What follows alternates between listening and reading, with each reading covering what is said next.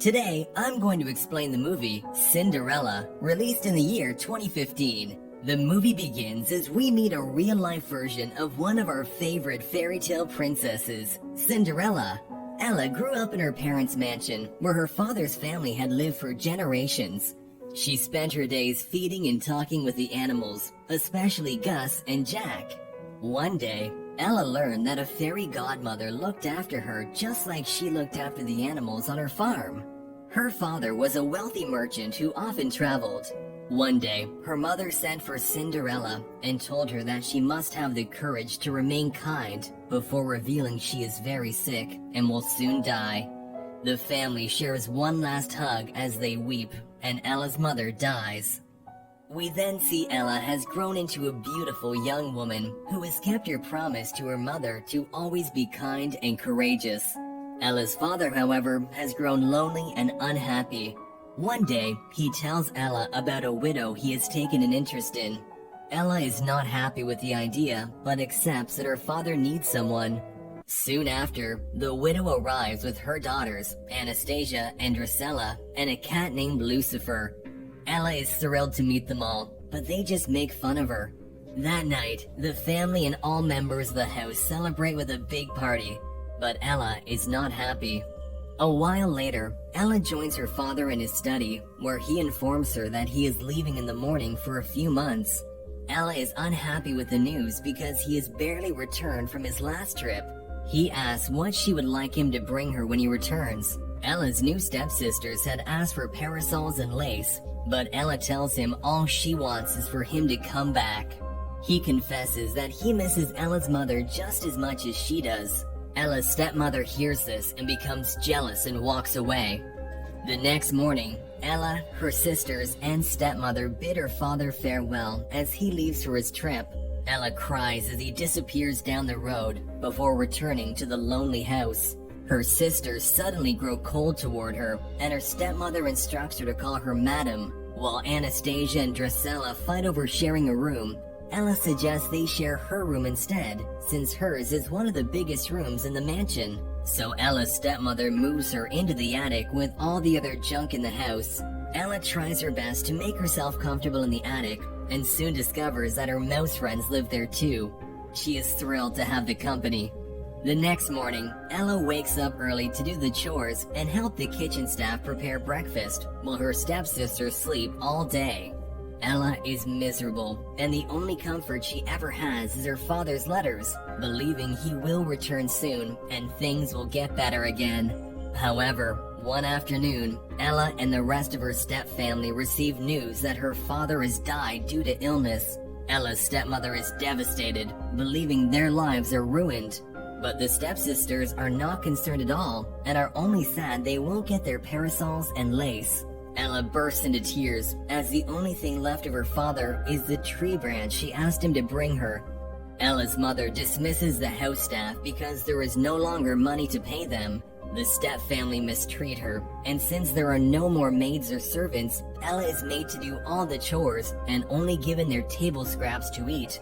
Ella's only friends were the mice, and she treated them very kindly. One night, when the attic was too cold for her to sleep in, she slept by the fireplace instead, and ended up with charcoal all over her face. The next morning, while serving them breakfast, her stepsisters and stepmother make fun of her for her dirty face and rename her Cinderella. One afternoon, Cinderella takes her horse into the forest and rescues a stag from the prince and his men. But Cinderella does not yet know who the prince is, and just assumes he is an apprentice at the palace where he lives with his father. The prince introduces himself as Kit, but Cinderella refuses to tell him her name. She then learns he is treated much better than her at the palace, and this makes her sad. But Cinderella tells him not to worry about how she's being treated because they must have courage and be kind. The prince is struck by her words and is instantly attracted to her. Cinderella then begs the prince not to hunt the stag anymore. Moved by Cinderella's kindness and words, he agrees. They then ride off along different paths, smiling and looking forward to seeing each other again. At the palace, the prince tells his father about his encounter with the woman in the forest, if he only knew her name. The king, however, tells him he cannot marry a commoner.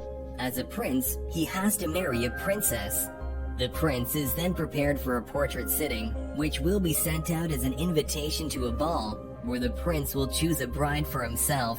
The duke scolds him for letting the stag go, but he quotes Cinderella's words that just because something is done, it doesn't mean it should be done. Everyone looks at him, confused. The duke reminds him that theirs is a small kingdom among many great states, and he must marry a princess to keep everything strong. The prince then requests that invitations be sent to all, not just the nobility, hoping that this will be a chance to see Cinderella again. The king agrees, seeing this as a win for both, a ball for the people and a princess for the prince. At the market, an announcement is made that there is to be a ball at the palace in 2 weeks where the prince will choose his bride, and the king has ordered every maiden in the land, be she noble or common, is to attend. Cinderella hears this and rushes home, excited to see Kit again. Meanwhile, her stepsisters are more than thrilled at the prospect of meeting the prince, and their mother charges them with the mission of winning the prince's heart so that they can be free from their enormous debt. She orders Cinderella to hurry to the seamstress to have ball gowns made for her and her daughters, but not for Cinderella. At the palace, the prince is distracted by thoughts of Cinderella during his fencing training. The captain says that if Cinderella is as charming as the prince says, she will surely be able to convince the king to let the prince marry her. That night, as Cinderella mends her mother's old dress to wear to the ball, her stepmother and stepsisters come and tear it apart. Her stepmother orders her not to attend the ball, as she fears Cinderella will ruin her daughter's chances of meeting the prince. Cinderella runs out to the yard and cries. Then suddenly, a strange woman appears, saying she is Cinderella's fairy godmother. Cinderella cannot believe her eyes. Her fairy godmother insists that she attend the ball and transforms a pumpkin into a beautiful golden carriage. She then turns the mice into horses, a goose into a chauffeur, and some lizards into coachmen. She then warns Cinderella that the magic will run out by midnight, before transforming Cinderella's dress into a beautiful gown with glass slippers. Finally, she casts a spell on Cinderella to make her unrecognizable to her stepsisters and stepmother, and then she hurries off to the ball. The ball is filled with maidens and princesses from near and far, but the prince is only interested in the forest beauty. Even the king is curious to meet this maiden who had won his son's heart, but it seems like she won't come. Meanwhile, Cinderella's stepmother introduces herself and her daughters to the Grand Duke, hoping to gain the prince's favor, but he is not interested. At long last, Cinderella arrives, the most beautiful maiden at the ball. Everyone wants to know who she is, thinking she must be a princess, but no one knew her name or what kingdom she had come from. The prince is thrilled to see her, and they dance all night. Cinderella's stepmother learns the prince has caught the eye of a princess and storms off in anger. The prince later leads Cinderella to a secret garden and confesses his feelings for her. But before Cinderella could tell him her name, the clock struck that it was almost midnight. Cinderella remembers the words of her fairy godmother and hurries off before the magic runs out. She accidentally bumps into the king and tells him how much his son loves him. The king too is touched by her words. On her way out, Cinderella loses one of her glass slippers as she runs down the stairs. She enters her carriage and zooms off. The king's men charge after, but could not reach her on time. Cinderella's carriage and coach then return to what they really are as the magic wears off, but she keeps the remaining glass slipper. Back at the palace, as the king is about to draw his last breath, he sends for his son. He tells him to marry for love rather than for the kingdom's advantage. Back at Cinderella's mansion, her stepmother begins to suspect that Cinderella was the beautiful maiden at the ball and watches her carefully. The next day, when the king passes away, the prince makes a decree that the maiden whose foot fits the lost glass slipper would be his bride. The Grand Duke insists that the prince should marry a princess, but he refuses. The search for the mystery woman begins, and word reaches Cinderella that the prince wants to marry her. She hurries to retrieve the other of the glass slippers, but discovers her stepmother has found out her secret. She takes the glass slipper and locks Cinderella in the attic before going to make a deal with the Grand Duke that would make her a duchess and allow her daughters to marry respectable men, as long as she keeps Cinderella's identity a secret. Meanwhile, the prince visits all the maidens in the land, but no one's foot fits the glass slipper. They arrive at Cinderella's home, and the stepmother asks her daughters to try the glass slipper on, but it doesn't fit either of them either. Just as the Grand Duke and the captain are about to leave, they hear Cinderella singing from afar and order her stepmother to show her to them.